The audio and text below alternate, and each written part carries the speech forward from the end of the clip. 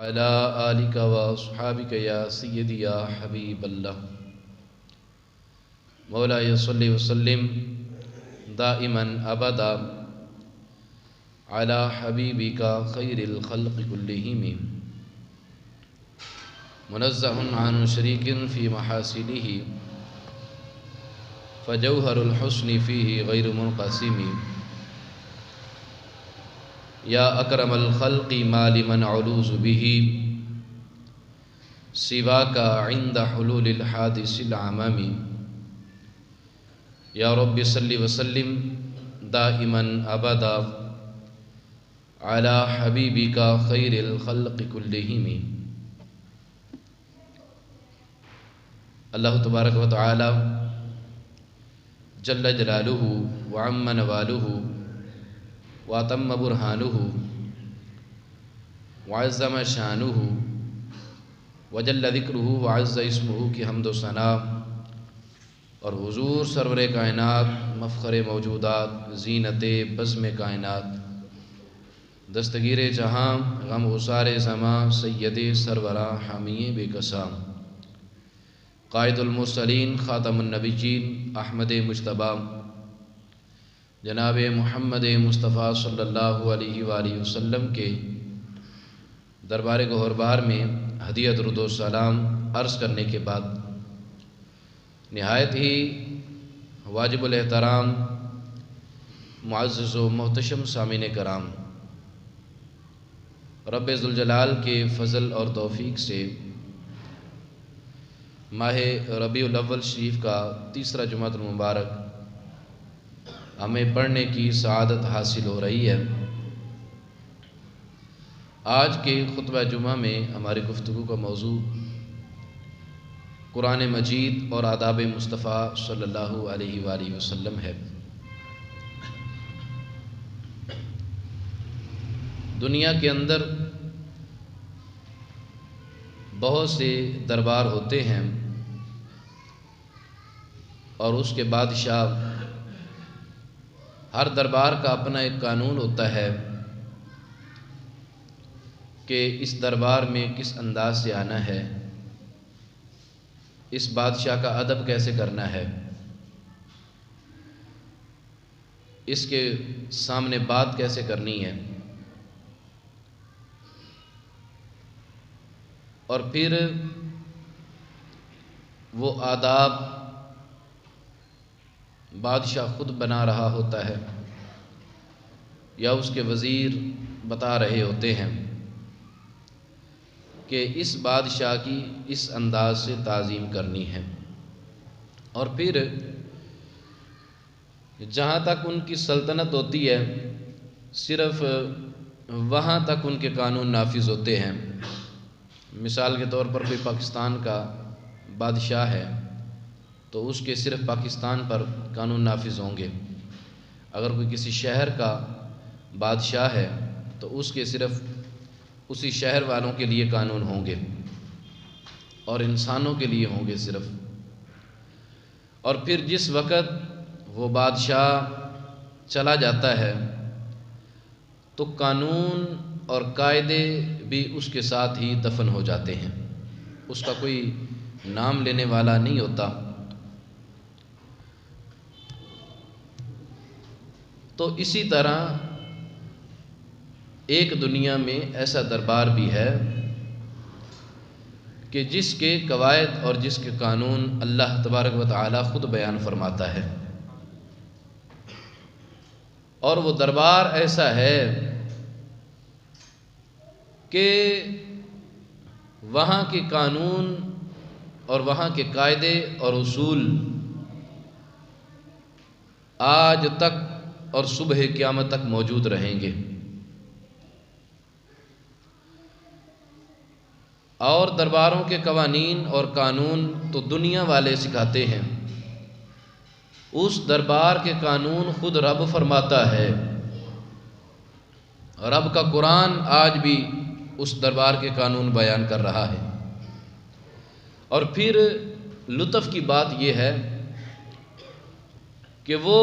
شاہی دربار ہماری نظروں کے سامنے سے اس وقت اوجھل ہے، ہماری نظریں اس وقت بظاہر ان کو دیکھ نہیں سکتی، لیکن آج بھی وہاں جانے کا ایک ایک ادب موجود ہے۔ مسلمانوں، جانتے ہو وہ دربار کس کا دربار ہے؟ وہ مقام کون سا ہے؟ وہ دربار میرے اور آپ کے آقا محمد مصطفیٰ علیہ السلام کا دربار ہے، کہ جس کے قانون خود رب بیان فرمائے، اور ایسے قانون جو نہ مٹنے والی کتاب کے اندر موجود ہیں، اور فرمائے کہ جس طرح ظاہری حیات کے اندر ان کے یہ آداب اور احترام تھے، آج اگرچہ یہ تمہاری نظروں کے سامنے سے اوجھل ہو گئے ہیں، لیکن پھر بھی ان کے دربار کے قانون ویسے کے ویسے آج بھی موجود ہیں۔ اللہ تبارک و تعالی نے قرآن مجید برہان رشید کے اندر ارشاد فرمایا، یا ایھا الذین آمنوا لا تقدموا بین یدی اللہ ورسولہ، اے ایمان والو، لا تقدموا، تم آگے نہ بڑھو، بین یدی اللہ ورسولہ، اللہ اور اس کے رسول کے آگے نہ بڑھو، یعنی پہلے خدا اور خدا کا رسول کام کریں، ان کے پیچھے پیچھے تم کام کرو۔ تفسیر کے اندر حضرت جابر بن عبداللہ رضی اللہ تعالیٰ عنہ سے روایت ہے، فرماتے ہیں کہ کچھ لوگوں نے عید الاضحیٰ کے دن حضور صلی اللہ علیہ وآلہ وسلم سے پہلے قربانی کر لی، تو اس وقت رب نے فوراً یہ آیت نازل فرمائی،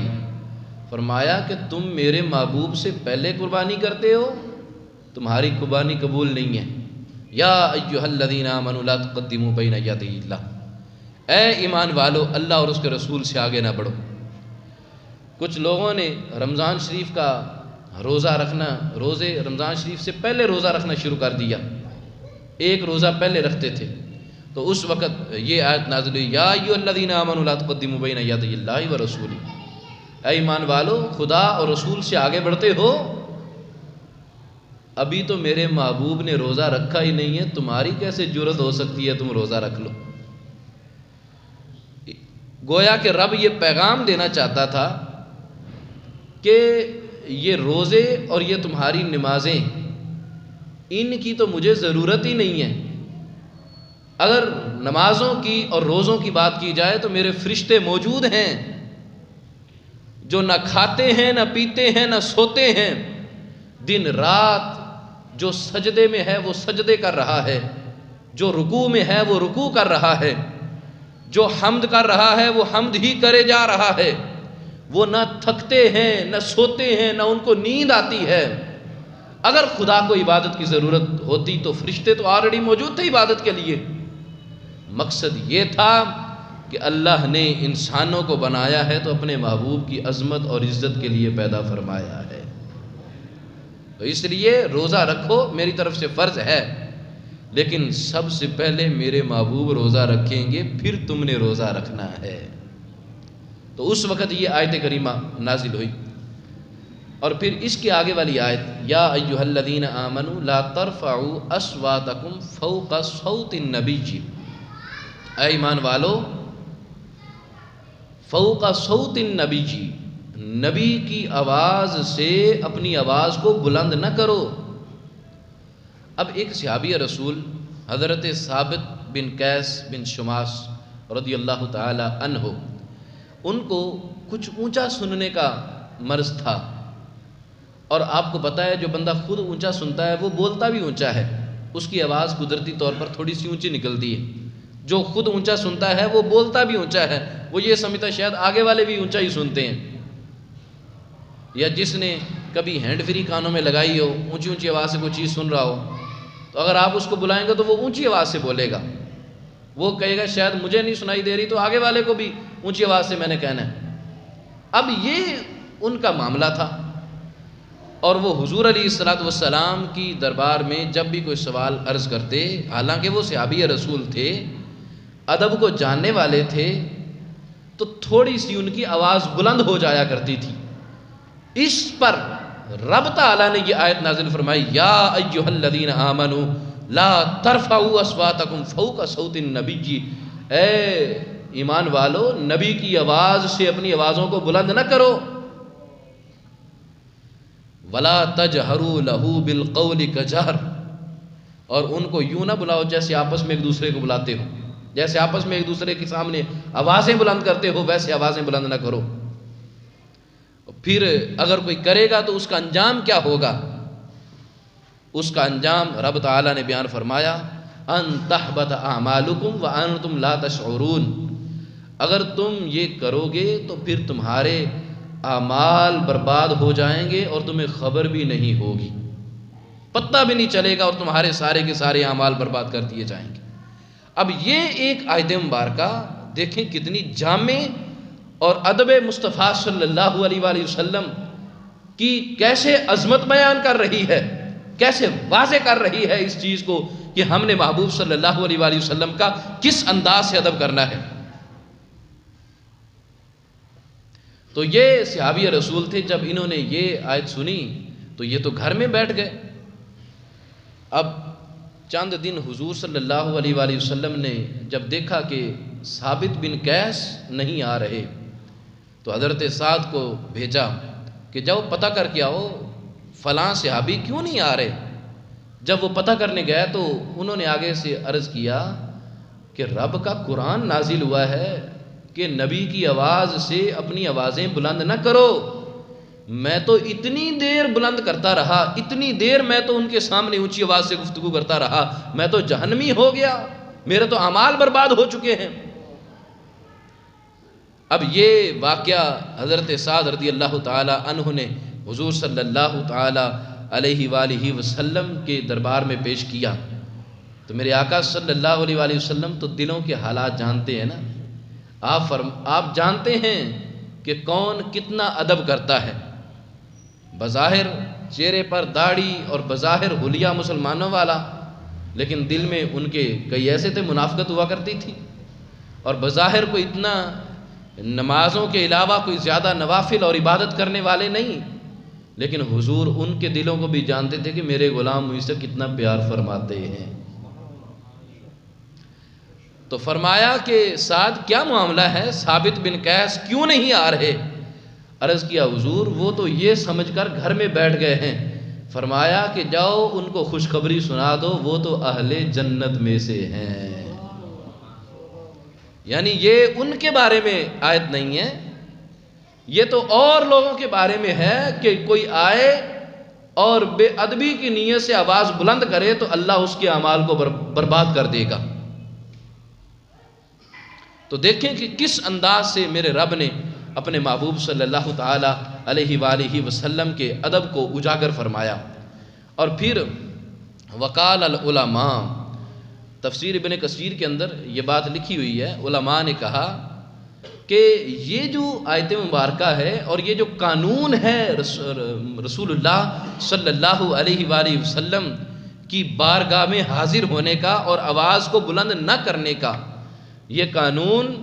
لأنہو محترم حیا وفی قبرہ، یہ قانون اس وقت بھی موجود تھا جس وقت حضور دنیا میں موجود تھے، اور یہ قانون آج بھی موجود ہے جس وقت حضور روضہ انور میں تشریف فرما ہے. یعنی یہ کوئی یہ نہ سمجھے کہ اس وقت کے لیے یہ قانون تھا، آج بھی یہ قانون موجود ہے. اور آج بھی اگر کوئی بے ادبی کرے گا اور آج بھی اگر کوئی اپنی آواز بلند کرے گا، اللہ اس کے اعمال کو آج بھی برباد کر دے گا. اور پھر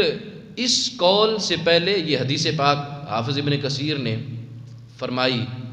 کہ جس کو نقل کرنے والے صحیح بخاری کے اندر حضرت صاحب بن یزید رضی اللہ تعالی عنہ بیان فرماتے ہیں، کہتے ہیں میں بیٹھا ہوا تھا مسجد میں، مجھے کنکری لگی آ کر، میں نے دیکھا کنکری کس نے ماری ہے. تو جب دیکھا تو حضرت عمر فاروق اعظم رضی اللہ تعالی عنہ تھے. آپ نے اشارے سے مجھے بلایا اور کہا کہ ان دو آدمیوں کو ذرا بلا کر لاؤ. وہ دو آدمی آپس میں اونچی اونچی آواز سے ایک دوسرے سے گفتگو کر رہے تھے. آپ نے آتے ہی پوچھا کہ تم کہاں سے آئے ہو؟ تو کہا کہ طائف سے آئے ہیں. فرمایا اگر تم اہل مدینہ کے ہوتے، مدینہ کے رہنے والے ہوتے تو میں تمہیں کوڑے لگاتا، سزا دیتا، تمہیں پتہ نہیں ہے کس مقام پر کھڑے ہو کر اونچی آواز سے گفتگو کر رہے ہو، یہ عام جگہ نہیں ہے، یہ رسول اللہ صلی اللہ علیہ وآلہ وسلم کا دربار مقدس ہے۔ تو حضور حضرت عمر فاروق رضی اللہ تعالی عنہ کا، یہ بخاری شریف کی حدیث ہے، ان کو بلانا اور یہ بات کہنا کہ میں تمہیں سزا دیتا، کیونکہ مدینہ کے رہنے والے اصول زیادہ جانتے تھے، ان کو آداب زیادہ پتہ تھے، باہر والوں کو اتنا زیادہ آداب پتہ نہیں ہوتے تھے، تو آپ نے فرمایا آج تو معافی ہے، آئندہ کبھی معافی نہیں ملے گی۔ تو حضرت عمر فاروق اعظم رضی اللہ تعالی عنہ کا یہ عمل بھی اس بات پر دلالت کرتا ہے کہ جس طرح میرے آقا دنیا میں ظاہری طور پر ہماری آنکھوں کے سامنے زندہ اور جاوید موجود تھے، آج بھی روضہ انور میں زندہ اور جاوید ہمارے لیے موجود ہے۔ تو اس لیے یہ پیغام ہے ان لوگوں کے لیے جو معاذ اللہ حضور صلی اللہ علیہ وآلہ وسلم کے بارے میں یہ کہتے ہیں کہ وہ تو اب چلے گئے ہیں، وہ تو ایک عام انسان تھے، ایک ایلچی اور ایک پیغام رسیدہ بن کر آئے تھے اور وہ تشریف لے گئے۔ تو یہ ان کے لیے ہے کہ کھولو بخاری، تم بخاری تو پڑھتے ہو، بخار تو آ سکتا ہے لیکن تمہیں بخاری نہیں آ سکتی۔ بن عشق محمد کے جو پڑھتے ہیں بخاری، آتا ہے بخار ان کو نہیں آتی بخاری۔ یہ تو بخاری شریف تو جو بعد میں ہے، قرآن پہلے ہے، ان کو تو یہ آداب کی آیتیں نظر نہیں آتی۔ حضرت امام مالک رضی اللہ تعالی عنہ جنہوں نے حضور صلی اللہ علیہ وآلہ وسلم کا زمانہ بہت قریب سے دیکھا، تو یہ مدینہ شریف میں رہا کرتے تھے۔ اب میں ان کے ادب کے بارے میں گفتگو نہیں کرتا کہ یہ کتنا ادب کرتے تھے، کئی مرتبہ میں عرض کر چکا ہوں، مدینے میں جوتا نہیں پہنتے تھے، مدینے میں کبھی کسی سواری پر سوار نہیں ہوئے، مدینے میں کبھی رفع حاجت نہیں کی، باہر جا کر حاجت کرتے تھے، رفع حاجت واش روم وغیرہ کر کے آتے تھے۔ مدینہ تو رسول میں تھے، حضور کے شہر میں رہتے تھے، اور کتاب کا جب ورق آگے پیچھے کرتے تھے تو بڑے پیار سے کہ کہیں ورق آگے پیچھے کرنے سے آواز پیدا نہ ہو جائے، ان کو پتا تھا کہ یہ آیت رب نے نازل فرمائی ہے، اپنی آوازوں کو تم نے بلند نہیں فرمانا ہے۔ تو یہ امام مالک ایک مرتبہ مسجد نبوی شریف میں تشریف فرما ہے، تو ایک بادشاہ ابو جعفر منصور آیا، تو وہاں پر وہ بیٹھا تھا، تو آپ نے اس کو فرمایا یا امیر المؤمنین، پتہ نہیں وہ ابھی بول بھی رہا تھا کہ نہیں، لیکن امام مالک کا ادب دیکھیں، آپ فرمانے لگے یا امیر المؤمنین، اے مؤمنین کے امیر، اے بادشاہ سن لو، لا ترفع صوتک فی ھذا المسجد، اس مسجد میں تم اپنی آواز کو بلند نہ کرنا، اپنی آواز کو پست رکھنا، یہ تمہارا دربار نہیں ہے، یہ رسول اللہ کا دربار ہے، کہیں وہ اپنا دربار سمجھ کر اور یہاں اونچی آواز سے بات نہ کرنا، کیونکہ فَإِنَّ اللَّهَ أَدَّبَ قَوْمًا، اللہ تعالیٰ نے ایک پوری قوم کو ادب سکھایا ہے، اور رب تعالیٰ نے فرمایا لا ترفعوا اصواتکم فوق صوت النبی، نبی کی آواز سے اونچی اپنی آواز نہیں کرنی ہے، اور پھر فرمایا کہ اس کے ساتھ ہی وَمَدَّحَ قَوْمًا، ایک قوم کی مدح بھی فرمائی ہے، تعریف کی ہے۔ وہ کون سی قوم ہے جس کی رب نے تعریف کی؟ فرمایا ان الذین یغضون اصواتهم عند رسول اللہ، وہ لوگ جو حضور کے دربار میں، حضور کی بارگاہ میں اپنی آوازوں کو پست رکھتے ہیں، اپنی آوازوں کو نیچا رکھتے ہیں، ان کے لیے کیا آپ نے تعریف فرمائی اللہ تبارک و تعالیٰ نے؟ اللہ تعالیٰ نے فرمایا وہ تو جنت کے اعلیٰ درجوں میں ہوں گے۔ تو اللہ تعالیٰ نے ان کے دلوں کو چن لیا ہے، ان کے دلوں کو پسند فرما لیا ہے جو حضور صلی اللہ علیہ وآلہ وسلم کا ادب اس انداز سے کرتے ہیں کہ اپنی آواز کو حضور کی آواز سے پست رکھتے ہیں۔ اور پھر فرمایا امام مالک نے فرمایا وَذَمَّ قَوْمًا، اور ایک قوم کی اللہ تعالیٰ نے مذمت بیان کی ہے، وہ قوم کون سی ہے جس کی اہانت اور جس کی مذمت بیان کی ہے؟ فرمایا کہ ان الذین ینادونک من وراء الحجرات، وہ لوگ جو کمروں کے پیچھے سے اونچی اونچی آواز سے حضور کو آوازیں دیتے تھے، رب نے ان کی مذمت فرمائی، فرمایا کہ یوں پاگلیاں نہ مارو، تمہیں پتہ نہیں ہے کس کے دربار میں آئے ہوئے ہو، یہ تمہارے گھر نہیں ہے، یہ اللہ کے محبوب کا گھر ہے، تم نے یہاں ادب کو ملحوظ خاطر رکھنا ہے۔ یہاں تو قدم قدم پر سوچ کر چلنا پڑتا ہے کہ قدم اٹھانا کیسے ہے۔ مدینے جانے والوں، جانا ہے تو سوچ سمجھ کر جانا، تمہیں پتہ نہیں ہے وہ پاؤں رکھنے کی جگہ نہیں، وہ تو سر رکھنے کی جگہ ہے۔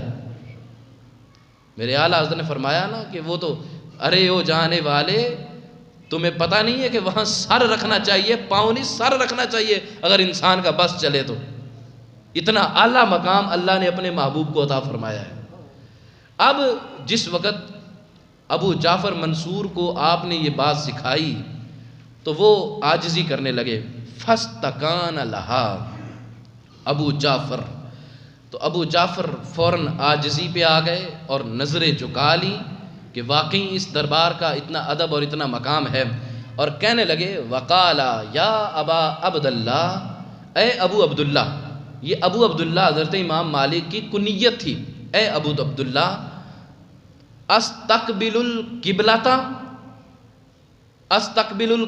وادعو ام استقبل رسول اللہ صلی اللہ علیہ وآلہ وسلم۔ پوچھنے لگے کہ اے امام مالک مجھے یہ تو بتاؤ، اب میں نے دعا کرنی ہے، اب دعا میں کعبہ شریف کی طرف منہ کر کے کروں یا حضور کی طرف منہ کر کے کروں؟ حضور کے روضہ انور کی طرف اپنا چہرہ کروں یا اللہ کے گھر کی طرف اپنا منہ کروں؟ آج جو وہاں پھیر پھیر کر چہرہ کہہ رہے ہوتے ہیں ادھر منہ کر کے دعا کرو، ادھر منہ کر کے دعا کرو، ان کو یہ بھی دکھانا چاہیے کہ امام مالک یہاں رہ کر کیا کر کے گئے ہیں، تو پھر امام مالک کو بھی نہ مانو، حالانکہ وہ تو موتا امام مالک وہ بھی مانتے ہیں۔ تو ان کو کہنا چاہیے کہ تمہارا زمانہ تو 1450 سال کا بعد کا زمانہ ہے، امام مالک تو تابعی میں سے ہیں، انہوں نے تو صحابہ کرام کی زیارت کی ہوئی ہے، تو ان کی حدیث تم نے نہیں پڑھی ہے کہ جو قرآن کی آیت نقل کرنے کے بعد انہوں نے گفتگو کی ہے؟ لیکن ان کو تو قرآن نظر نہیں آتا ہے، امام مالک کی بات کہاں نظر آئے گی؟ تو کہتے ہیں کہ تم حضور کے روضہ انور کی طرف منہ کرو، کعبۃ اللہ شریف کی طرف منہ نہ کرو۔ اس کی وجہ بتائی، فرمایا کہ وَلَمْ تَصْرِفْ وَجْهُكَ عَنْهُ، تو اپنا چہرہ اس دربار سے نہ پھیر، یہ حضور کا دربار ہے، اپنا چہرہ اس طرف ہی رکھ، اس طرف سے اپنا چہرہ نہ پھیر۔ وَاسْتَشْفِي بِهِ بَلْ اسْتَقْبِلْهُ وَاسْتَشْفِي بِهِ فَيَشَّفَعَهُ اللَّهُ تَعَالَى إِنَّ يَوْمَ الْقِيَامَةِ۔ فرمایا کہ تو حضور کے روضہ انور کی طرف منہ کے کیوں پھیرے گا؟ تجھے پتہ ہونا چاہیے یہ حضور تو وہ ہیں جو قیامت کے دن تیری شفاعت کرنے والے ہیں، تیرے اور تیرے باپ حضرت آدم علیہ السلام کے درمیان یہ شفیع ہوں گے۔ حضرت آدم بھی انہی کے حاجت مند ہوں گے اور تو بھی انہی کا حاجت مند ہوگا۔ قیامت کے دن جب تو نے چہرہ انہی کی طرف کرنا ہے تو آج ہی کیوں نہیں چہرہ ان کی طرف کر کے تو دعا کر لیتا؟ اگر تو آج ان کی طرف چہرہ کر کے دعا کرے گا تو پھر تجھے صلہ کیا ملے گا، اجر تجھے کیا ملے گا؟ فرمایا کہ فَيَشْفَعَهُ اللَّهُ، اللہ تعالیٰ تیرے حق میں محبوب کی شفاعت کو فوراً قبول فرمائے گا، تیری فوراً شفاعت ہو جائے گی۔ تو اس وقت انہوں نے فوراً اپنا چہرہ حضور کے دربار کی طرف کیا اور حضور کے دربار کی طرف منہ کر کے انہوں نے دعا مانگی۔ تو یہ اس مقام پر دیکھیں کہ اللہ تبارک و تعالیٰ نے کس انداز سے رسول اللہ صلی اللہ تعالیٰ علیہ وآلہ وسلم کا ادب سکھایا اور ان کی مذمت بیان کی، جو حضور صلی اللہ تعالیٰ علیہ وآلہ وسلم کو بے ادبی سے پکارتے تھے، اور فرمایا کہ اگر تم ایسا کرو گے تو پھر یاد رکھنا کہ تمہیں پتہ بھی نہیں چلے گا اور تمہارے سارے کے سارے اعمال برباد ہو جائیں گے۔ گفتگو طویل ہے لیکن میں آخری بات عرض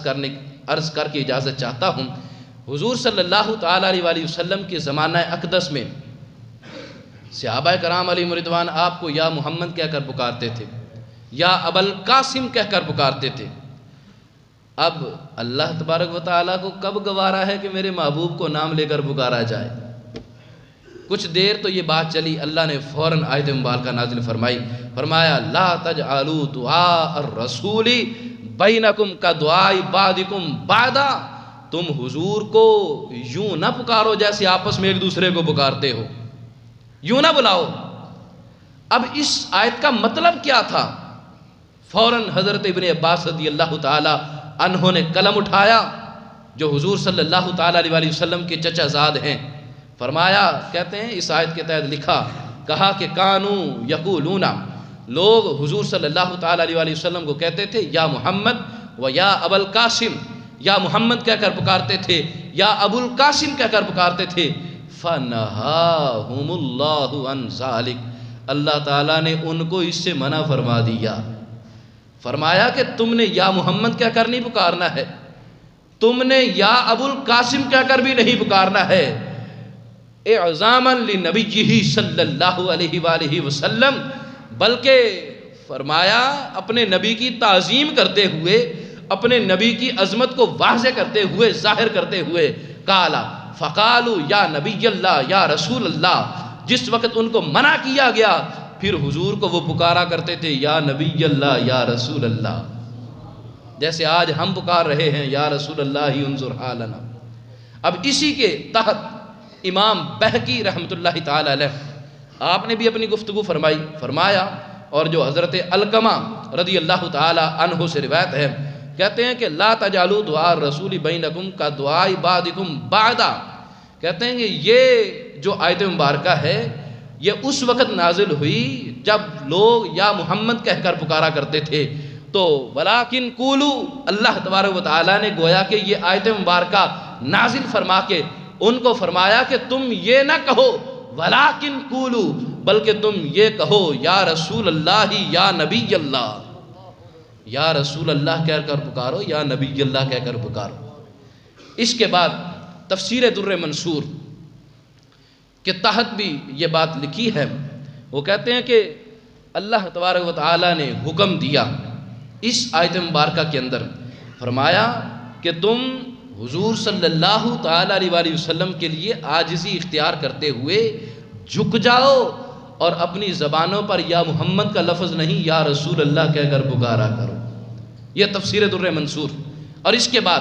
حضرت مقاتل بن حیان رحمۃ اللہ تعالی علیہ آپ اپنی تفسیر ابن کثیر کے اندر بھی اس آیت مبارکہ کوٹ کرتے ہوئے لکھتے ہیں، کہتے ہیں لا تسموہ اذا دعوتموہ، جب تم ان کو پکارو تو پھر نام کے ساتھ نہ پکارو، یا محمد یہ نہ کہہ کر پکارو، ولا تقولوا یا ابن عبداللہ،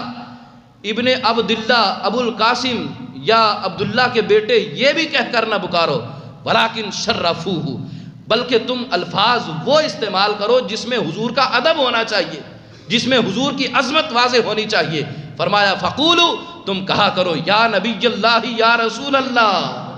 یا نبی اللہ کہہ کر پکارا کرو، یا رسول اللہ کہہ کر پکارا کرو۔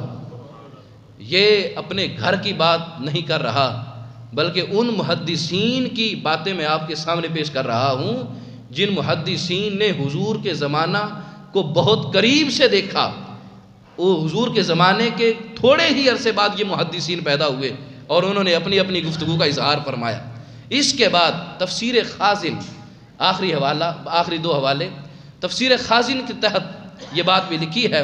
کہتے ہیں ولا ینادو کما ینادی بعضہم بعضا، تم ایک دوسرے کو جیسے ندا دیتے ہو، پکارتے ہو، حضور کو اس طرح نہ پکارو۔ رب فرما رہا ہے جیسے آپس میں ایک دوسرے کو بلاتے ہو، حضور کو اس طرح نہ بلاؤ۔ بل یقولون یا رسول اللہ یا حبیب اللہ، بلکہ تم ان کو کہو یا رسول اللہ یا حبیب اللہ، یہ کہہ کر پکارو۔ اب یہ 4 سے 5 تفسیریں میں نے آپ کے سامنے رکھی ہیں، اور اب جو وہ لکھ رہے تھے تو ان کا کوئی رابطہ تو نہیں تھا کہ میں بھی یا رسول اللہ لکھنے لگا ہوں، تم بھی یا رسول اللہ لکھ دو، میں بھی یا نبی اللہ لکھنے لگا ہوں، تم بھی یا نبی اللہ لکھ دو، بلکہ حقیقت یہ ہے اپنے اپنے دور کے اندر عشق میں ڈوب کر انہوں نے یہ الفاظ لکھے، اور حقیقت یہ ہے کہ رب کہنا یہی چاہتا ہے، میرے محبوب کو یا محمد نہیں بلکہ جب بھی پکارو یا رسول اللہ کہہ کر پکارا کرو۔ آخری حوالہ یہ میرے ہاتھ میں تفسیر جلالین کی دوسری جلد ہے، یہ مکتبہ بشرا سے چھپی ہے، اس کی 3 جلدیں ہیں۔ اگر رحمانیہ کی مکتبہ رحمانیہ کی لیں تو وہ 2 جلدوں پر مشتمل ہے۔ یہ تفسیر جلالین عربی کے اندر، اور اس کا حاشیہ ہم نے نہیں لکھا، اس کا حاشیہ لکھنے والے بھی دوسرے ہیں جو یا رسول اللہ کا انکار کرتے ہیں۔ آج بھی ان کی یہ کتاب موجود ہے، مکتبہ بشرا بھی ان کا ہے، یہ سامنے لکھا ہوا ہے اردو بازار میں، مکتبہ بشرا، اس کی کئی شاخیں موجود ہیں۔ اس کے اندر جہاں پر یہ قرآن پاک کی آیت آئی، اور یہ جلد ہے میرے ہاتھ میں، دوسری جلد ہے، اور اس کا صفحہ ہے 539 صفحے کے سب سے اوپر یہ آیت مبارکہ لکھی ہوئی ہے، لا تجعلوا دعاء الرسول، تم رسول اللہ کو ایسے نہ پکارو جیسے آپس میں ایک دوسرے کو پکارتے ہو، یہ آیت مبارکہ لکھی ہوئی ہے۔ اب اس آیت کے اندر انہوں نے حاشیہ کیا لکھا ہے، میں کہتا ہوں حاشیہ پڑھیں گے تو سن کے مزہ آ جائے گا، ایسا حاشیہ انہوں نے لکھا ہے۔ دیکھیں، قلم کچھ اور کہتا ہے، زبان کچھ اور کہتی ہے، تیرے قلم اور تیری زبان میں موافقت ہی نہیں ہے۔ تو کہتا ہے آج یا رسول اللہ نہ کہو، آج یا نبی اللہ نہ کہو، اپنے گھر کی کتابیں اٹھا کر دیکھ لو، تمہاری کتابوں میں کیا لکھا ہوا ہے۔ کہتے ہیں وہ لکھنے پر مجبور ہو گیا، اس نے کہا لا تجعلوا، اس کا مطلب کیا ہے؟ کہا کہ ای نداؤہ بمعنی لا تنادوا باسمہ، کہا کہ لا تجعلوا اس کا معنی یہ ہے کہ تم ان کو ندا نہ دو، لا تجعلوا نہ بناؤ، اس کا معنی ویسے ہوتا ہے نہ بناؤ، تو لا تجعلوا کا آگے معنی لکھتا ہے لا تجعلوا ای نداؤہ، یعنی تم ان کو ندا نہ دو، بمعنی اس کا معنی کیا ہے؟ لا تنادوا باسمہ، ان کو ان کے نام سے نہ پکارو۔ اب نام سے نہیں پکارنا تو پھر کس سے پکاریں؟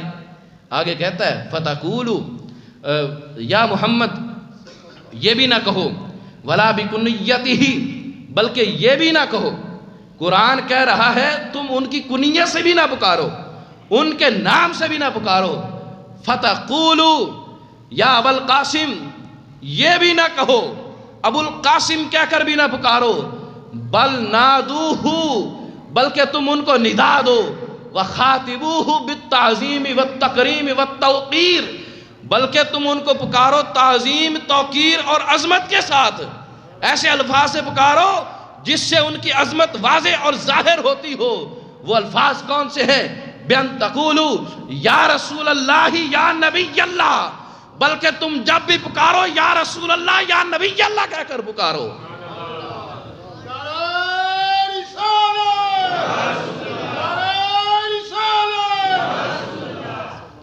اب یہ صرف اتنا نہیں لکھتا، انکار کرنے والوں کے گھر سے حوالہ دے رہا ہوں۔ محدثین نے اپنی اپنی بات میں اتنا لکھا، یا رسول اللہ یا نبی اللہ، یہ آگے بھی لکھتا ہے، کہتا ہے تم یہ بھی کہو، یا امام المرسلین بھی کہا کرو، یا رب العالمین، یا ختم النبیین وغیرہ ذالک،